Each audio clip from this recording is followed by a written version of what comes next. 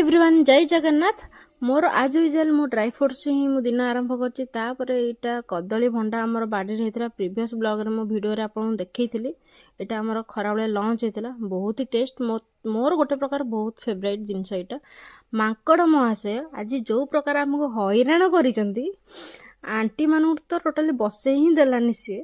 तापर सी सखाळे आइथला, कदली देथिली, खाइकी जेथला। पुणी माने टिके बसिला बेलू गपिला बेलू सी पूरा 4-5टा आसी बहुत ही हैरान कला।